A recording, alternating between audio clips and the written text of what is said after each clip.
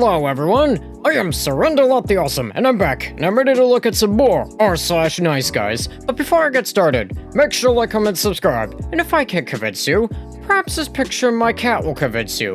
And, random fact about my cat society is their Thanksgiving Day Civil War has finally ended, and absolutely nobody won. But I guess, think of all the jobs that were just created. And also before I get started, don't forget to check out my other channel, Surrender Reviews, where I do video game, movie, and show reviews, and I'll leave a link in the description down below. And, without further ado, let's get to this! So his first post here says, "The good guys take the leftovers while the bad boys eat her fresh." And this person here says, "Dear young men, women chase those who don't chase them, and love those who don't care for them. They will abandon the good guys and go all out for those bad boys who barely have any serious intentions towards them aside from playing fun with them. After they have been used, reused, overused, damaged, shattered, battered, broken, destroyed, acquired lots of body count." What, like a hitman or an assassin? Anyways, this person goes on to say, "and have been dumped by the bad boys." What about reduced and recycled? Anyways, this person goes on to say, "They will now want to fall back to the good guys. The only time the good guys become their spec is when the bad boys are no longer interested and reject them. When she is fresh, ripe, beautiful, less damaged, and innocent, she will reject the good guy. The only time the good guy becomes an option is when she is now a single mom with a factory of babies. The only time she needs a real man is when all hope is lost, that moment when she is tired of playing bed-to-bed midfield, playing around, taking abortion pills, sucking up community seas, jumping from one hotel to the other. Now age is catching up with her and she needs to retire. The good guys take the leftovers while the bad boys eat her fresh." Well, yeah, probably when you're indulging in cannibalism that's the case.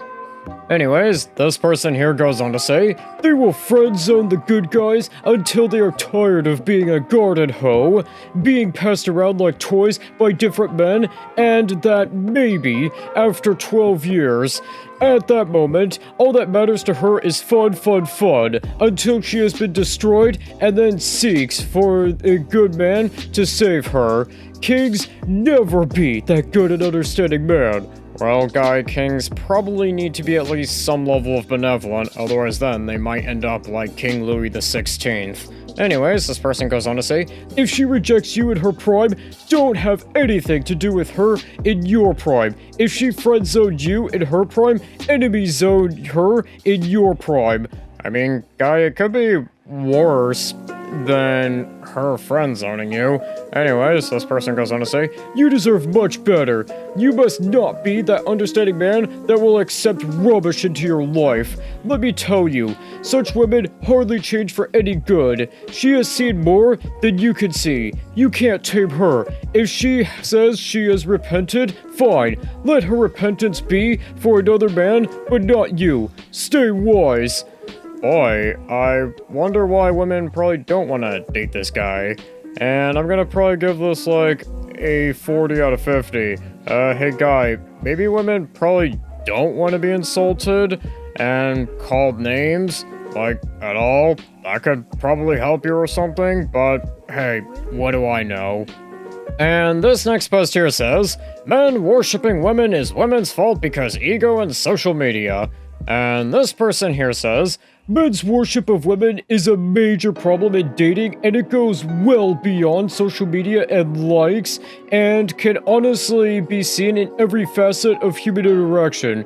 We have long known that men need/want women far more than the reverse. This manifests itself in every turn, and extends to almost every aspect of society in both social and professional settings. This has not only inflated women's egos and set a precedent to the point that it has made it more difficult for even the most attractive men to get their looks match.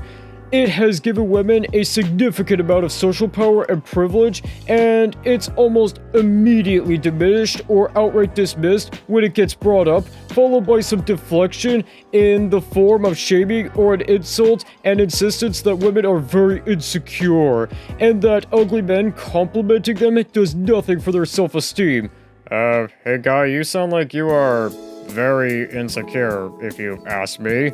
Anyways, this person goes on to say, the most visible example of this is obviously social media, where even the most average girl can post a selfie and instantly rack up hundreds of likes and dozens of comments with dudes saying she is beautiful and all sorts of other nauseating crap. Then, there's the white knighting in the comments of news articles and personal posts where any guy who dares even question anything a female says or does is attacked from every angle. Well, this can be seen with a lot of groupies, and actually, you can see this with a lot of male celebrities and actually just men in general. Anyways, this person goes on to say, I have seen celebrities with verified blue checks publicly interacting and flirting with regular chicks. It's effing embarrassing.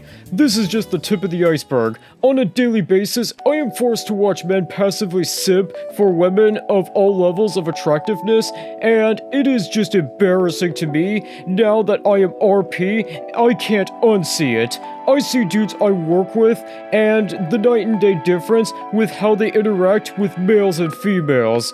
Yeah, guy, you sound like you are very secure, and this is definitely not sarcasm.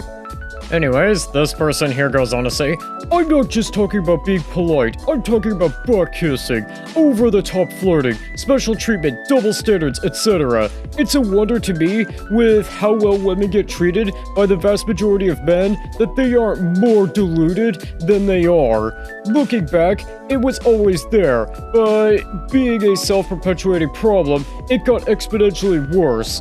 The middle-aged cooks at restaurants looking out for the young hostesses and servers, the 30 to 50-year-old supervisor/manager teasing the female employees, giving them special treatment, and that's not even getting into the customers.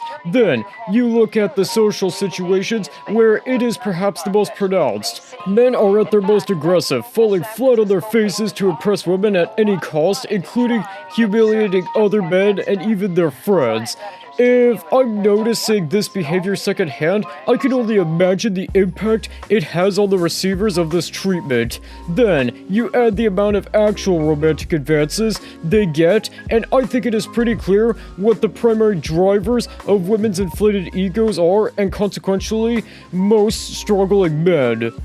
Okay, for this one, I'm gonna give this a question mark out of 50.